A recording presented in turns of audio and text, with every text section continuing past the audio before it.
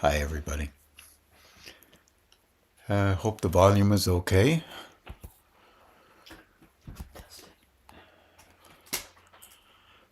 We're just testing it.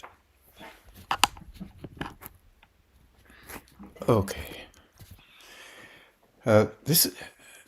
We have still a couple more questions, and really appreciate the questions coming in. And so we have 3, so that should last at least 1.5 more. By the way, I will not be here in the next couple of weeks. 3 weeks, actually. I'll be back on, I think it's the 5th of June. The next podcast will be. Okay. This is the second part of Susan Hardy's question, similar to the first, but I think more succinct. Susan, the color breath. I think if you remember, we were talking about it before. What does it help to open? Is it a method to learn to remember who we are more? Are there other ways to access the energy forms that are of past lives or even deeper in other states? Is perceiving like remembering?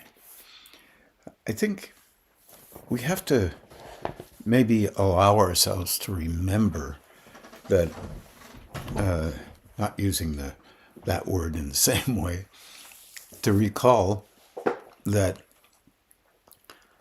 what we actually do in our lives, because it's a legitimate thing to do, is we engage with life from kind of the bottom up. In other words, what do we know? What questions do we ask? What do we consider a viable answer to those questions?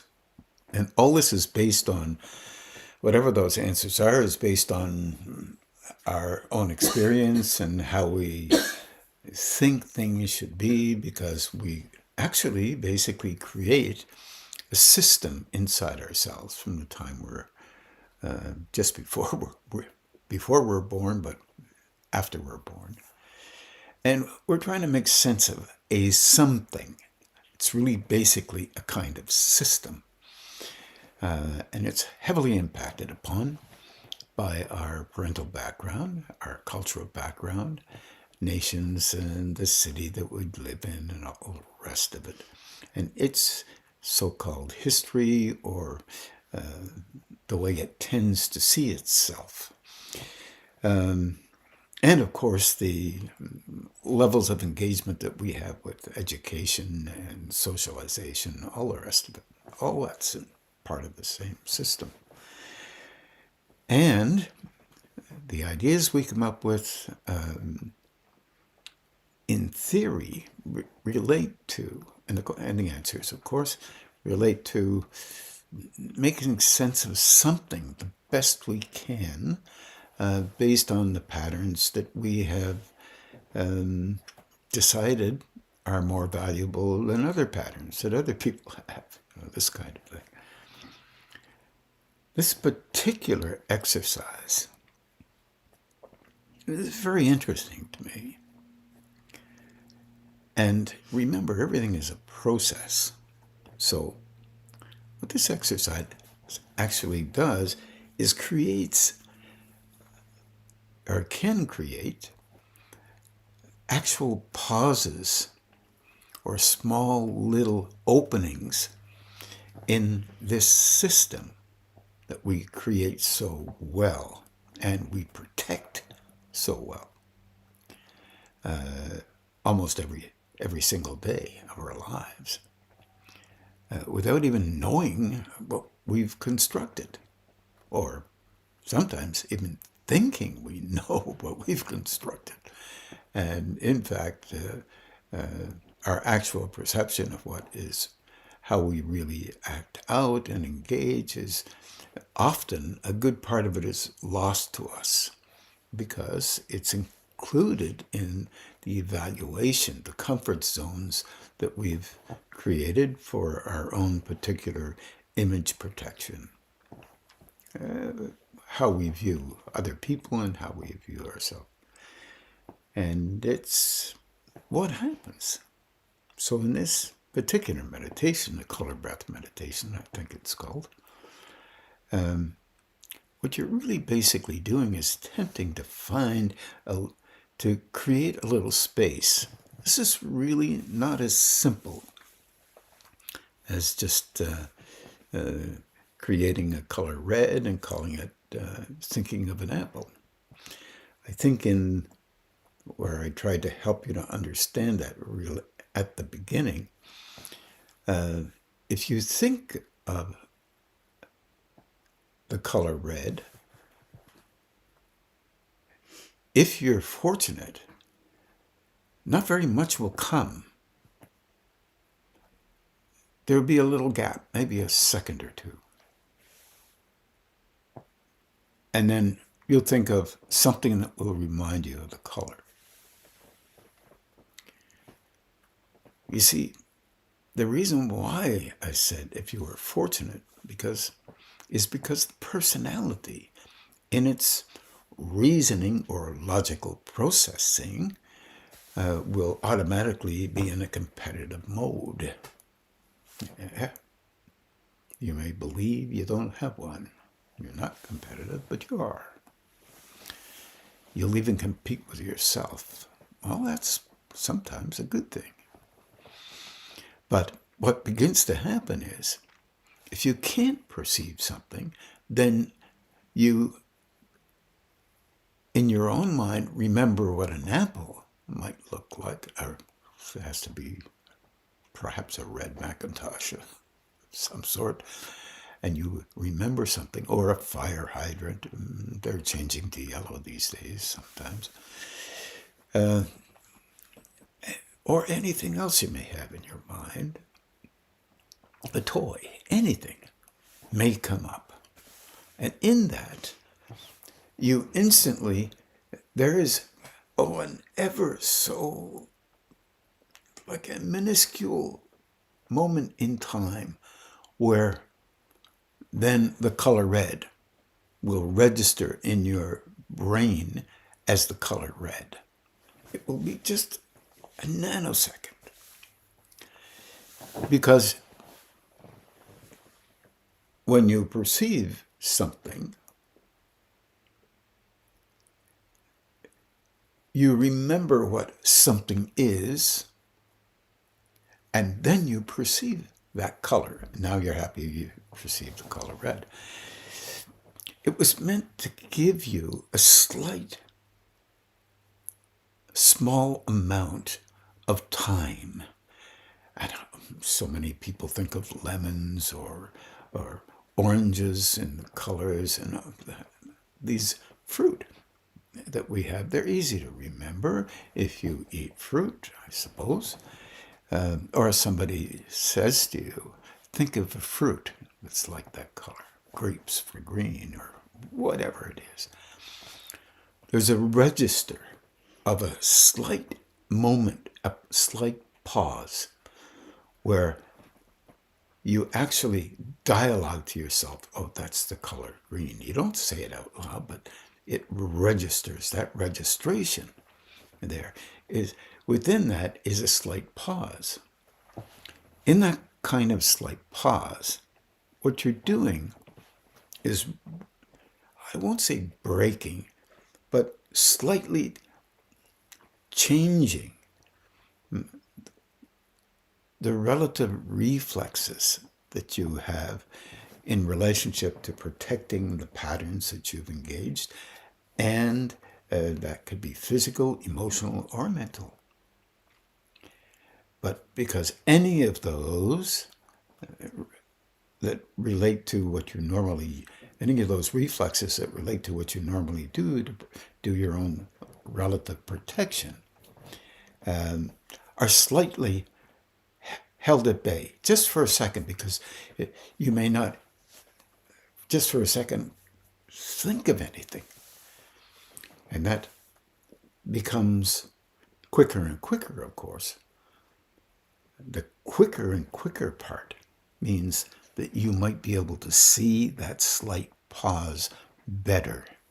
Because once you do see that mental pause, and it's there, what will happen is it will stretch the pause just a bit. In other words, you are not in the pause. You're not there.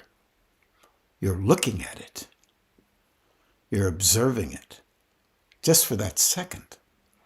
And that exercise is meant so that you can actually leave space within you to observe something, as opposed to assess, direct your attention to an answer that you have been practicing all your life, and that relates to a reflex, to get the answer fast and perceive something that validates you in your particular systematic engagement with you as an image that we call living life, you, whatever that looks like to you.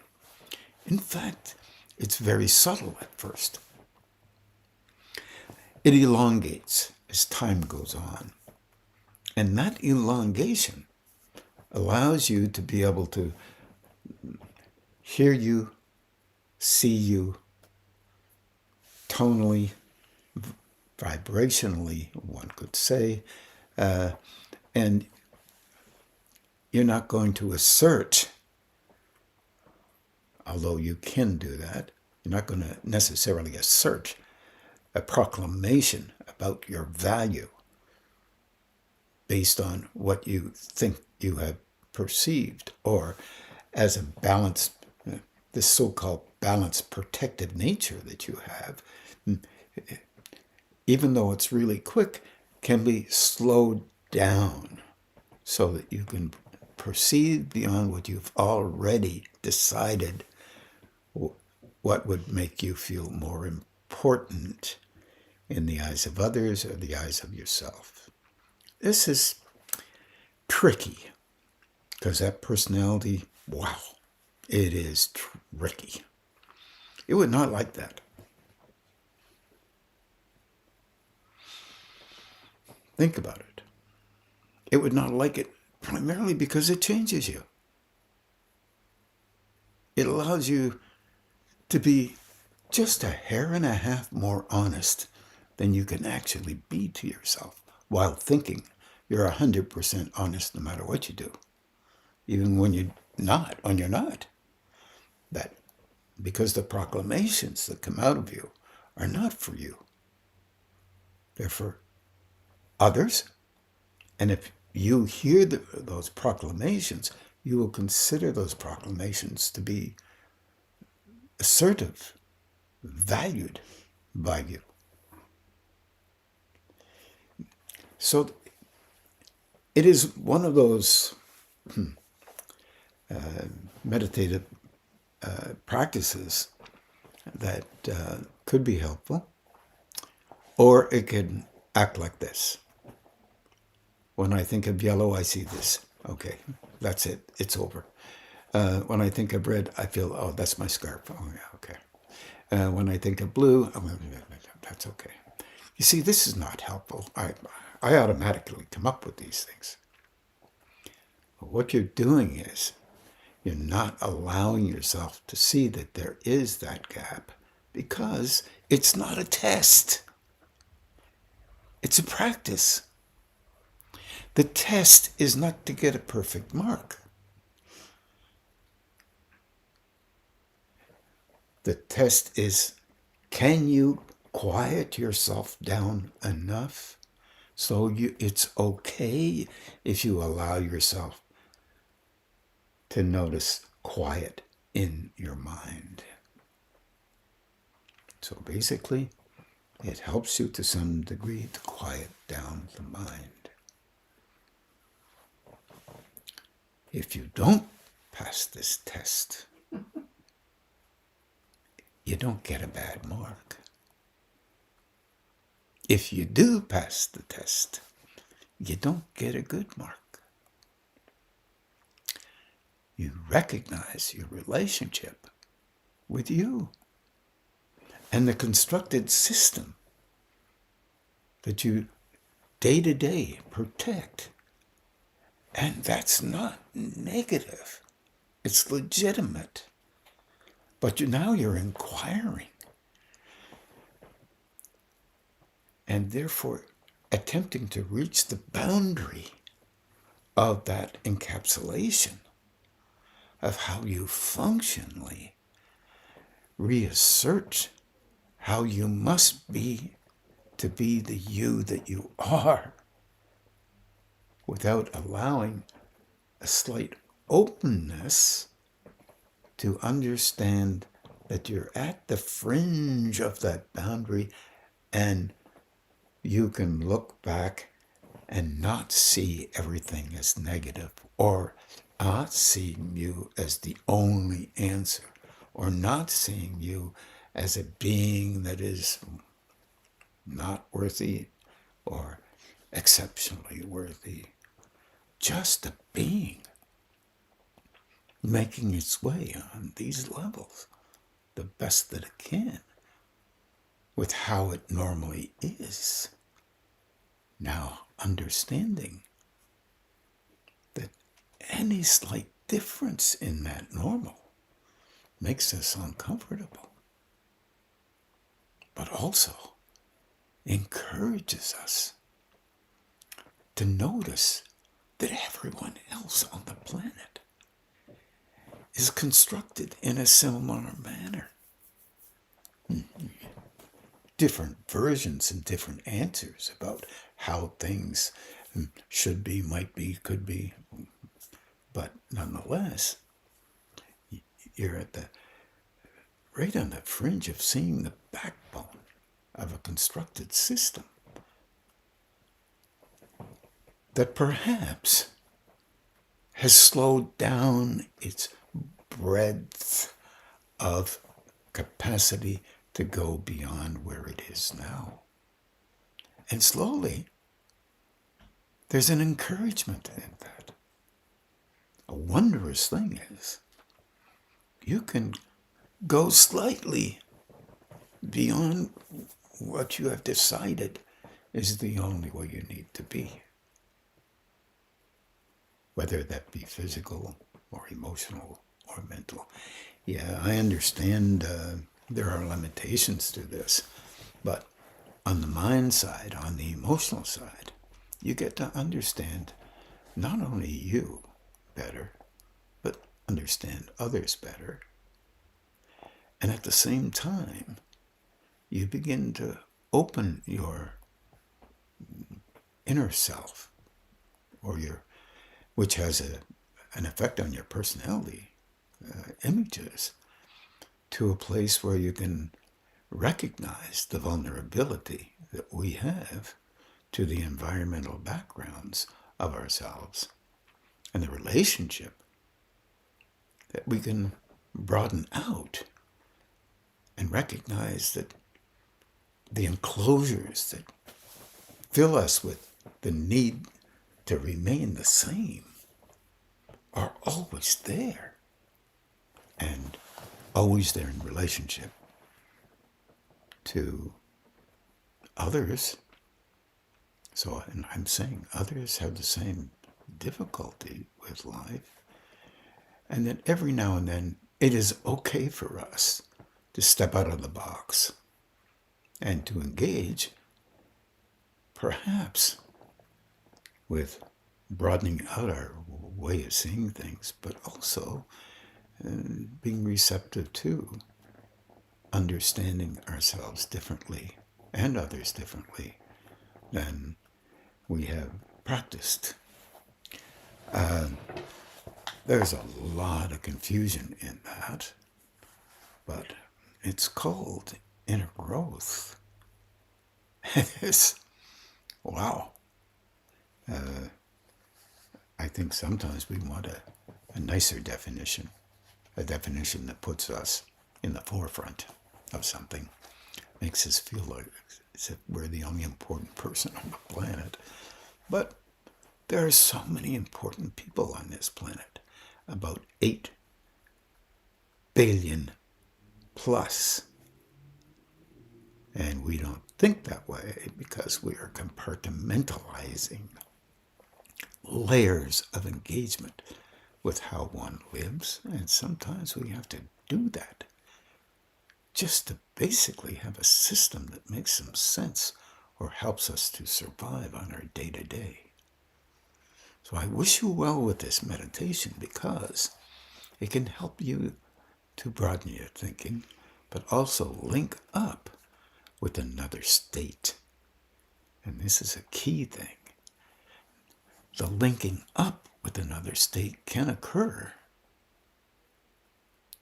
And at the same time, it can disturb how we have previously seen things. And we can battle against really opening up because the personality will engorge this opening to the degree that it must fit the personality's way of thinking or it's not worthwhile. And this is one way of surviving that we all have in our relationship with life. Not a negative thing. It's just how things work out. I wish everyone well with this one. In any small, significant way, no matter what, growing changes you. It takes a while to see how, but it changes you. But it doesn't mean you're all grown up. It means you're growing. Our personality would like to see us as defined as all grown up. This is the nature of what we do, but it's not real. It's ongoing. This is a key matter. It's an important thing to attempt to allow from time to time so that it does puzzle us. And it does help us to make a little bit of sense of something, and then we lose it in the recovery system that we all have that we call trying to find a balance or trying to make some sense of things. Thank you for that question, Susan. That's a difficult question because of the impact that it may or may not have on an individual who actually attempts to continue to grow. I wish you well with this one.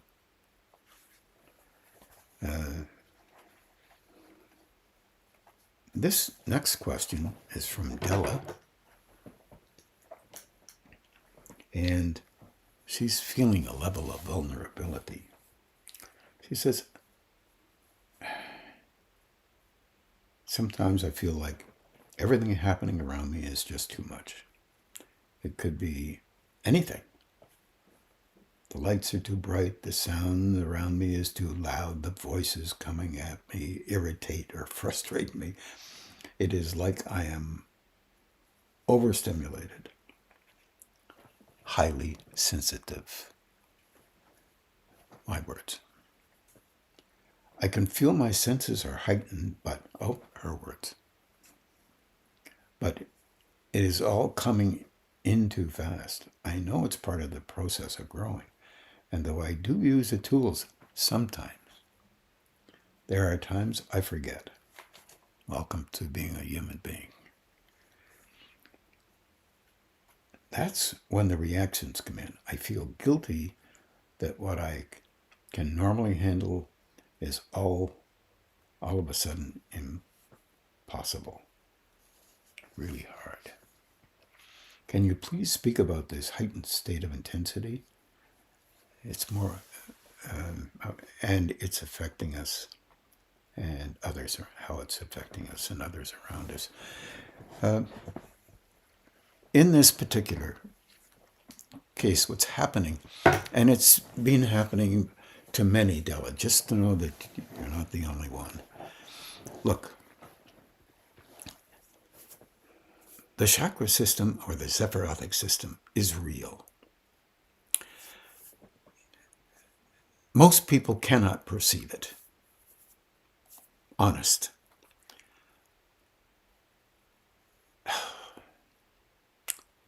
How it really is. Personality honestly is sincere in relating to how it might possibly be, and it will even help something to show up in our sight and our intense. That's why I don't put too much emphasis on one thing or another, and that is seeing beyond,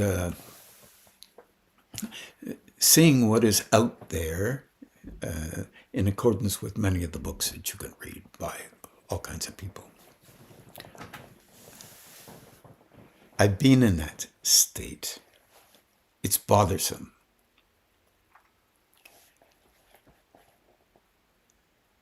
Because it elevates, it helps the personality to think it's important. And it's hard to get over. And because it looks at everybody else and calls everybody else not as able as them because they can do this and do that. The principle that is really important in relationship to spiritual growth is the personalization, which we all have, often dictates how a person thinks. Real sensitivity shows up in the field of life. And in this case, that throat center is opening. It's affecting your brow center as well. Your back of the neck, definitely. It's a wonder your shoulders aren't, very physically involved. Yes, this can happen. You have to be careful, please. And I'm talking to everybody here, not only to Della. Because knowledge of a throat center opening, personality knowledge of that thing opening, is different than a level of, or a state of perception that recognizes the opening of it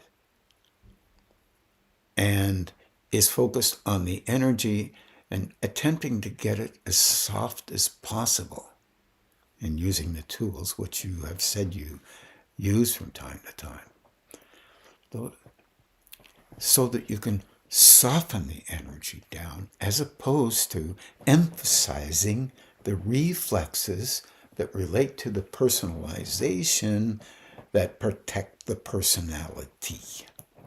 And this is the nature of all of us. No one can say they never complained about anything. But if you gain access to that reflex, and we all have it, then emphasis is put on the complaint, not on doing something with, and it increases the energy that's operating into the throat area, brow area, because it follows the intensity of the response. And this is not what we want. You and I, anyway. We'll try to soften things down a little bit. This is not easy to do. And what happens then, here's a question. If a center above the diaphragm opens beyond where the previous lower centers or personality centers have been open, it opens beyond that. Because your throat center was always open before, so was your brow. Just a crack, like all of us. So if it opens more, and it was open because of the root gonad and solar plexus, and where they are stabilized, if it opens more, energy goes down to enable the root gonad and solar plexus to stretch so that more opening can occur above the diaphragm. This is not written down very often in books because the idea is often considered, this idea seems to be considered by many to be true. Once the ones are open above, the ones below are not even bothersome. Not true. This is a hard one. But the idea in itself softens down people in the root gonad and solar plexus. They soften down because they're more spiritual. So the personality is still in a state of reminding the lower system to cool it, because you're supposed to be spiritual. So therefore you better cool things. Whereas in reality, what is happening is those three centers are opening a little bit more because they're opening above the diaphragm. Upper part of the chest, the throat center, in back in Della's case, across, then the neck at the medulla, and in the brow center, sides of the head. So that's affecting the lower system, honestly. So you're learning how to soften things down. Well, you have some tools that are possible that might help. You can do the pump. That pulls energy out of the lower system, but it's hard to remember. Doing the balancing. Well, nobody wants to walk around doing the balancing underneath their armpits, because that looks weird. And it might be called weirder. And so you can try and do that in your mind, and over time, there's a form built. It's like a mental, emotional form that if you open your hands, the hands underneath your armpits will start to open. I've been talking about this for quite a while, but I know it's my fault because I don't probably talk about it enough. Well, that's on me. The other thing that you can do is you can internally talk to your emotions and try and talk them down. Nice and easy. Easy does it. Don't stop my growing, just easier. You have an effect on you. If you don't believe that, take a look at the reflexes that you have. If you have a reflex and a response, your personality is the thing that's reflexing and responding to it. And then you're validating immediately. This is what happens to everybody. It's not something brand new. So you can do these things.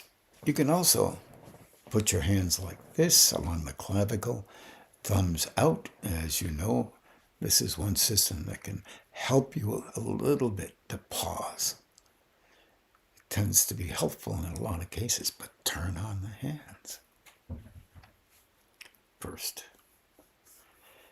Practice with the hands. Even doing that is hard to remember because we're creatures that relate directly to these normal, natural things that everybody else does. And remember, because everybody else does something slightly different, it has an impact on you. If you don't believe that, see how you respond when emotions are flying in a room, good ones or not so good ones. You'll see they have an impact on you. It's transmission. It's energy. And after you take a 15 or 20 or 50 steps outside that proximity and and you start to feel a little bit better. But you have to notice that you're doing it yourself. Yes, it's important. No doubt, knowing Della a little bit, it is clear that she's trying to do these things, the same as I would try or someone else would try. It takes practice and honesty within yourself. That honesty you don't tell anybody else about. That sincerity that you have, you maintain that internally. You're being straight with yourself. And you don't care what you see. You want to know. And in that, then you're attempting not to judge yourself for how you function. You say, oh my goodness, this is how I function sometimes. Because you don't function that way all the time. That's just true. But our alertness, our antennae, are strong in relationship to assessment and judgment. It's training in our world. It is huge. And it even elevates us to come up with something to beat up on others who are not doing what we think they should be doing. And everybody's got that. It's tremendous training. There's another aspect. Why should we bother growing when no one else is trying? Well, you don't know that. They may be trying in their own way. And 1 second of attempting, honestly, to be helpful to themselves, because they find out what they're doing is uncomfortable, that might be helpful. And we're doing something energetic in nature, and there are others who are doing that too, in their own way. That is not a negative thing. Keep in mind, there are many ways of attempting to quiet and soften. Even the business of the bananas at the solar plexus that we often talk about. Very important thing, because sometimes emotion can get away on you. It's the way it works. It's what we are. We use emotion every single day of our lives. It's like an exercise. Get up in the morning, you have to use emotion just to make sure it's still working.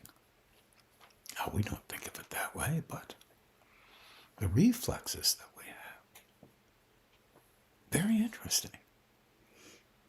And they move. They have a very broad spray. We express ourselves in all kinds of emotion, external and also internally, and try desperately not to have other people understand what we're doing. Because we know that emotions can change within a second.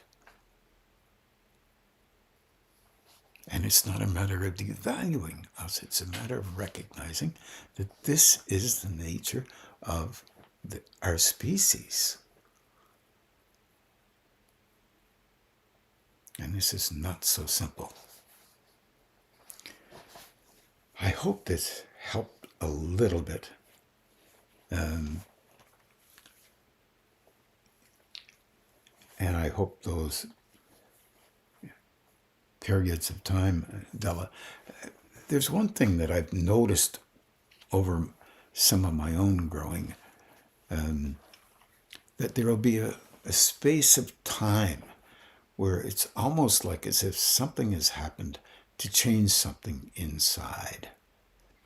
And so therefore, you catch it and you say, oh boy, I'm reacting a little bit more difficult, a little stronger. And I'll go directly to easy does it, Ron, and I'll try to talk myself down in that particular moment. And I ask for help from a higher state. I don't have a problem with that myself, because higher states can include any belief system. Don't care what it is, even atheism. Higher state beyond your version of atheism is an atheism that is paradoxical, maybe.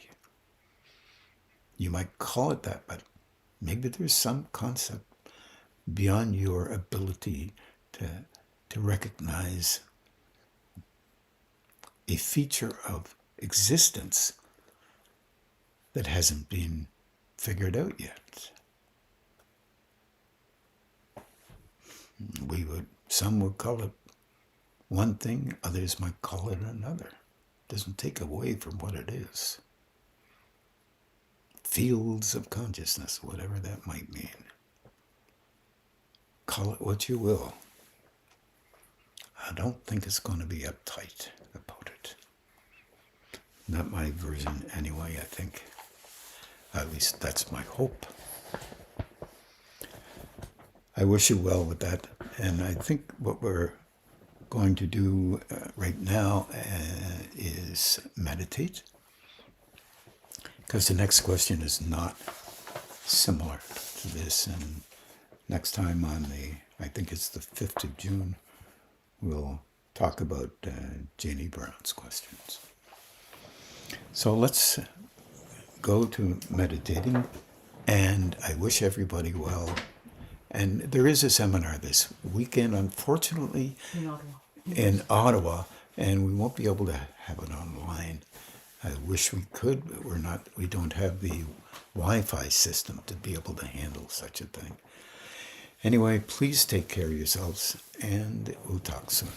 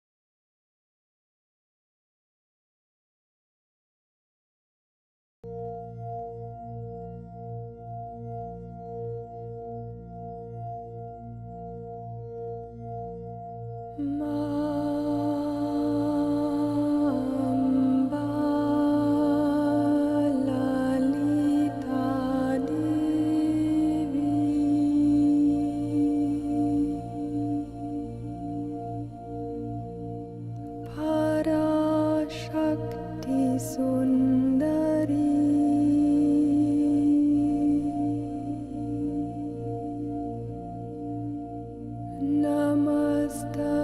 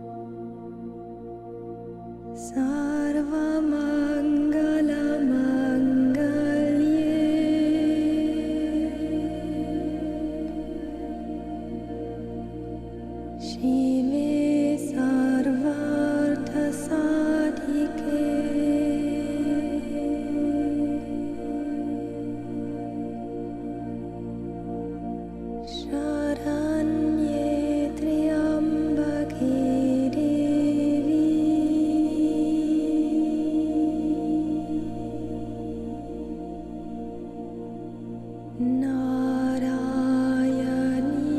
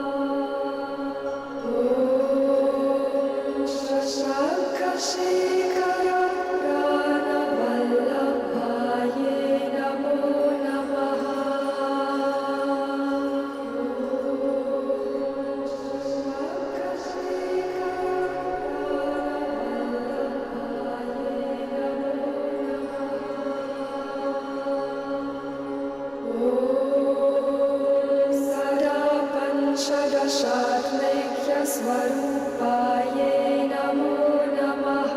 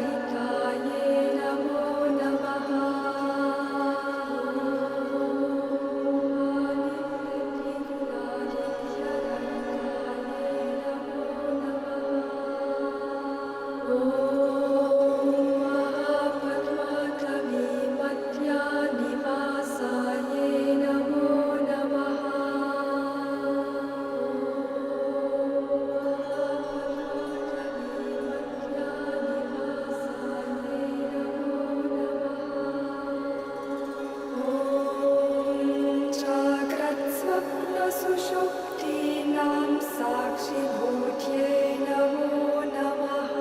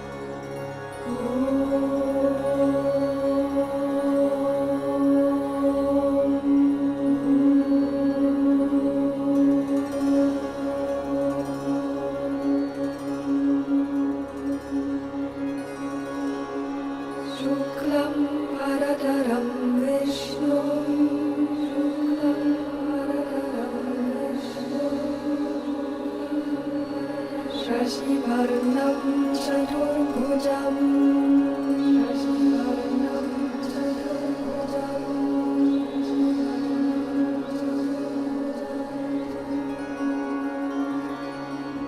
प्रसन्नवदनं ध्यायेत्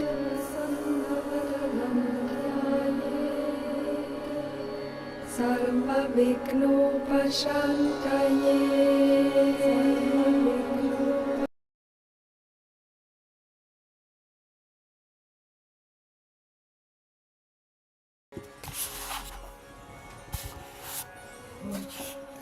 Now we'll just do the balancing and grounding, and have a good evening, everybody.